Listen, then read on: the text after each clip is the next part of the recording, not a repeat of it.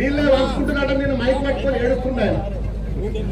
మా రైతుల కోసం అన్న ఏడు, కనీసం రైతుల కోసం అన్న సీఎం దగ్గర చెప్పు, మంత్రి దగ్గర చెప్పు.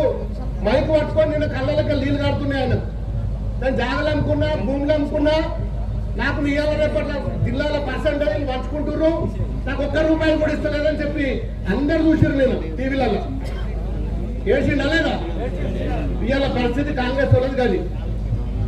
కాంగ్రెస్ వాళ్ళ తన్నుకుంటున్నారు. ఇవాళ గజ్వేల్ గాడు ఏమైంది? మొన్న 2 గ్యాంగ్ల ముందు ఎస్సీ కేసు పెట్టిండు ఆయన మీద, ఇంకొక లీడర్. ఇక్కడ కూడా లీడర్ కూడా అంటే వాళ్ళకే చక్కగా లేదు. ఆగమైపోయింది మొత్తం పార్టీ అంతా. ఇక వాళ్ళే పట్టించుకోక ఇలా మరి రైతుల గురించి ఓటు పట్టించుకుంటాడు. రైతుల గురించి పట్టించుకునే పరిస్థితి ఉన్నాడు.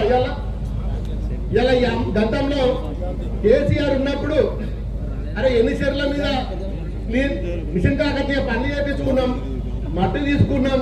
ఇవాళ చెర్ల పరిస్థితి ఏముంది? చెరువు కడల మీద వస్తుందా? రోడ్లు కనీసము ఒక్కలు పడ్డ రోడ్లు గుంతలు కూడా ఇవాళ మరి మూసే పరిస్థితి లేదు. ఇవాళ కనీసం ఎమ్మెల్యేలకు ఇచ్చే నిధులు కూడా లేవు. ఇంతకు ముందు నేను ఎంపీ ఉన్నప్పుడు నర్సాపూర్లో కానీ, మెదక్లో కానీ, దుబ్బాకలో కానీ, గజ్వేలీలో కానీ రోజు కనీసం 10-15 ఇనాగ్రేషన్లు, ఫౌండేషన్లు ఉంటుండే. టైం సరిపోకపోతుండే తిరగడానికి. ఇప్పుడు 2 ఏళ్ళు అవుతుంది, ఒక్క కొబ్బరికాయ కొట్టాలే నేను ఒక్క పలు కావట్లేదు. ఇది ఈ గవర్నమెంట్ పరిస్థితి. అంటే 1 లక్ష రూపాయలు కూడా ఇవ్వాలి ఇప్పటి వరకు. అక్షరాల నిజం ఇది. 1,00,000 అంటే 1,00,000. 2 ఏళ్ళల్లో ఒక ఎమ్మెల్యేకి 1,00,000 అయినప్పుడు ఇది గవర్నమెంటా ఇంకేదన్నా?